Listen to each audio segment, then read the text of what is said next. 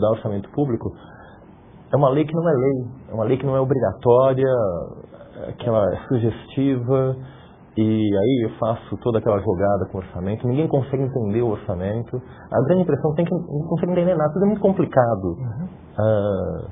Qual que é o problema aí dentro do Estado, professor? O orçamento público hoje não é transparente, né? O Estado brasileiro não é transparente. Não sei se em outros países também a gente não poderia até dizer a mesma coisa. Mas o poder público é muito transparente. Ele tem regras, que são regras, digamos, de autodefesa, uma vez que está se tratando de patrimônio público e não de patrimônio individual. Ele tem algumas regras de proteção, de autodefesa, que acabam tirando a transparência do sistema. Só que o mundo moderno hoje está ficando cada vez mais sofisticado.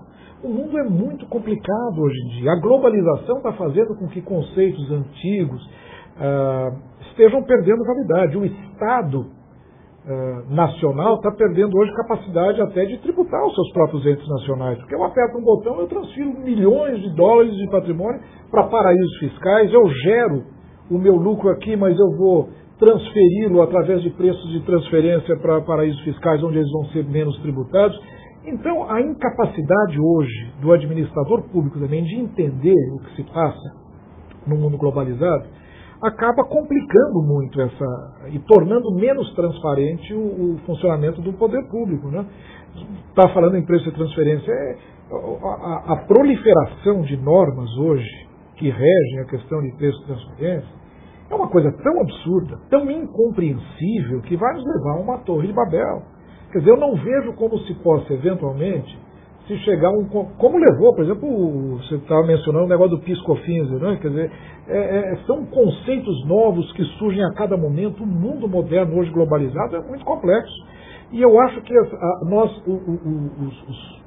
os dogmas tributários convencionais ortodoxos refletem ainda uma economia industrial do século XIX, que era a economia industrial do trabalho assalariado, da empresa que compra e vende para o seu vizinho, da empresa nacional, da empresa localizada com uma planta apenas, onde ela compra, vende, produz e sai por um mesmo portão a sua mercadoria. Hoje é completamente diferente.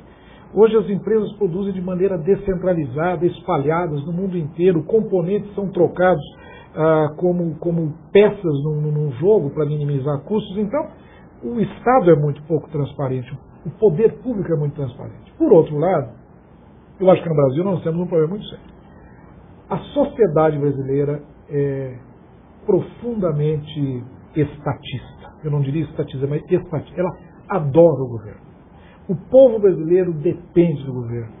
Reclama, mas qualquer dificuldade que tem, apela ao governo. Acha que é obrigação do Estado atender, acudir, resolver os seus problemas pessoais, locais, regionais.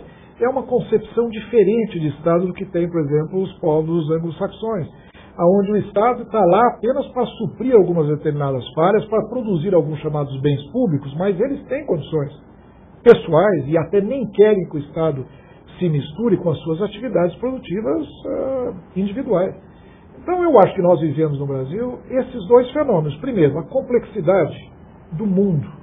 E o Estado, ele ainda é administrado de acordo com paradigmas antigos, ortodoxos, que avançam muito mais lentamente do que, por exemplo, no setor privado. E, em segundo lugar, o povo brasileiro é estatista, gosta do poder público, depende, clama, bate palma quando se estatiza, vaia quando se privatiza determinados setores, determinadas atividades. Ou seja, o povo brasileiro ainda é muito dependente do poder público. Então, em isso sendo verdade, o Estado brasileiro vai continuar crescendo. E chegamos hoje a 40% do PIB, praticamente, o tamanho do poder público, né? Relativamente ao nosso PIB. Uma questão interessante que nós discutimos na época da CPMF é que, digamos que há dois lados. Um lado que é o lado da tributação e outro lado que é o lado do gasto público. E o dinheiro entra por aqui, nos fatos geradores, entra para o caixa do governo e ali é distribuído através do orçamento público, das contribuições são obrigatórias, vão destinando para os diversos fundos, para as diversas finalidades.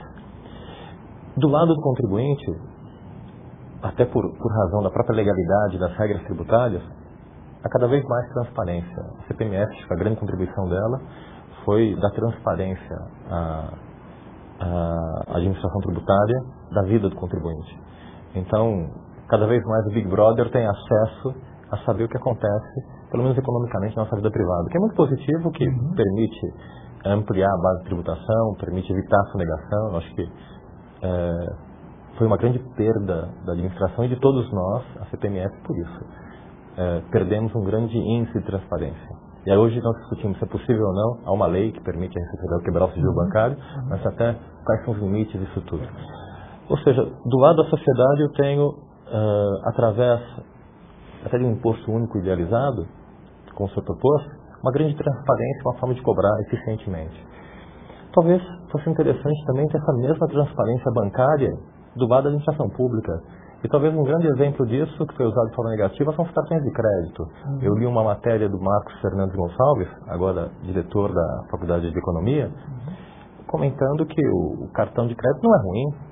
É tão bom que ele mostra que o gasto está sendo feito de forma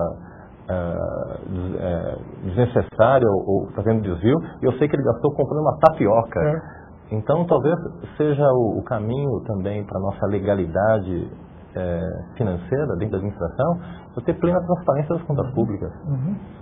O grande problema é isso, hoje até que ponto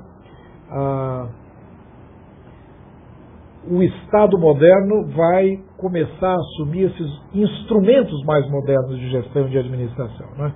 Esse caso do cartão corporativo é típico. É a forma mais transparente de você fazer um gasto público, porque vem num extrato, uma folha de papel, que a empresa de cartão de crédito vai mandar para o Estado, coisa que você não conseguiria jamais identificar através de SIAP. Você tem que fazer uma pesquisa em cada conta para saber qual usuário gastou em cada conta do setor público valores X, né? Só que quando surgem as evidências de mau uso do cartão, que não tem nada a ver com o cartão em si, aí o que acontece? Se crucifica o próprio instrumento. Foi o que aconteceu com a CPMF, de certa forma, né? Mas eu tenho uma percepção, que é a seguinte: o poder público ele é pouco transparente por natureza. Por natureza. Porque ele, por ser público, ele exige uma série de procedimentos que o setor privado torna desnecessário. Porque é o interesse pessoal que acaba assumindo determinadas posturas que não existem no poder público, onde, teoricamente, se está tratando dos bens da viúva e não dos bens do próprio agente público. Então ele é obrigado a ter uma série de procedimentos muito mais complexos, muito mais burocratizados, até para preservar o patrimônio público. Então eu acho que é inerente ao governo, é inerente ao papel público essa pouca transparência. Dificilmente nós vamos conseguir no poder público a mesma transparência que se consegue, por exemplo, no setor privado. Por outro lado, nós não estamos absolutamente condenados a ter um setor público cada vez maior, que seria uma tragédia. Um setor pouco transparente, mais caro, mais dispendioso e crescente estruturalmente. Eu acho que isso não estamos nenhuma condenação a esse futuro. Pelo contrário, o que nós precisamos é mudar a cabeça das pessoas. O brasileiro precisa ver que o poder público é muito mais ineficiente, ele é menos transparente, ele é mais custoso, ele dá mais margem à corrupção, porque as pessoas estão menos interessadas em cercar os possíveis vazamentos e ineficiências. E na medida em que se perceba isso, as pessoas precisam começar a se libertar um pouco desse jugo de poder, dessa dependência com relação ao poder do Estado. Por isso é que eu digo, nós precisamos começar a pensar qual é o tamanho de Estado que efetivamente desejamos. E eu acho que o brasileiro sempre gostou de Estado grande, sempre dependeu de Estado e, por enquanto, ainda não mudou muito, não.